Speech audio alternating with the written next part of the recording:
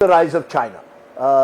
Do you see that also almost inevitable? As Europe and America go through this difficult period, the rise of China gets even more accelerated. And what does that mean for this notion of an Asian century? Is it just about China? Is it also about middle powers like India? And therefore could lead to new alliances emerging outside traditional alliances? I think so. I think, say what you may about President Trump, what he does do and what he has done is actually force people to have difficult conversations within themselves as organizations, as groupings, as allies. And that's exactly what's happening and should happen with Europe. And I think that's something that we should do in Asia as well.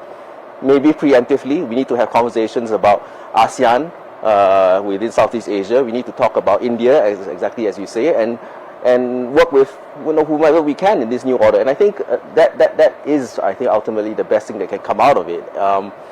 Interestingly enough, one of the things that we sort of sense from the last couple of days is how little China has featured in the conversations here in Davos. Why is that? Why is that? That's an interesting point you raised. Why? I mean, is it again? I mean, is it geography again? Because you're located in Europe and there's this transatlantic war going on, China is on the sidelines just watching it play out.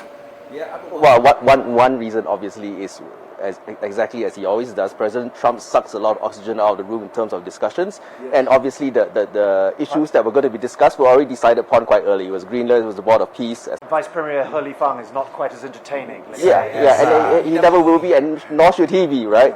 I think though, I mean, what has happened is that we probably taken that off the table in terms of the real acute issues that need to be spoken about. But again, I think that is the larger issue of the day for Asia and for the US and China as well.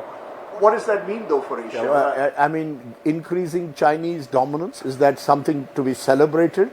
Or do you believe there are warning signals there as well? No, I think as far as China goes, the way that we see it, it is kind of an inevitability that they will continue to grow economic strength. Obviously, they have challenges now, but I think they'll get away at some point in time. What that means for Southeast Asia, what that means for Singapore as countries, yes, we will have to continue to manage the relationship as best as we can between the two main powers. It's going to get more difficult, I can foresee that, but it's unavoidable. And I think the same for all Southeast Asia as well. Interestingly, even as we speak, European Union leaders are heading out to India and hoping to sign the mother of all deals. The EU delegates are our guests of honor at India's Republic Day. Do you see that also as the pattern, that everyone is now hedging their bets, de-risking from the United States and looking for other newer markets with whom they can do more business? That is absolutely what's happening. I'm actually coming also to Delhi a few days afterwards to attend an EU-India forum. I'm very much looking forward to it.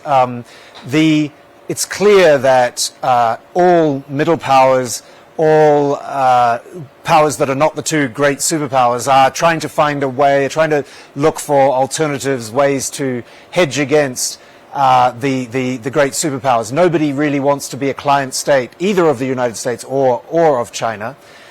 Traditionally, Singapore has possibly been the best at this. Under the founding leader, Lee Kuan Yew, Singapore, you know much better than me, but Singapore always was able to play this balance. They were friends with China, big investors in China, obviously a very large Chinese diaspora in Singapore, but always one of the closest allies militarily, closest friends to America.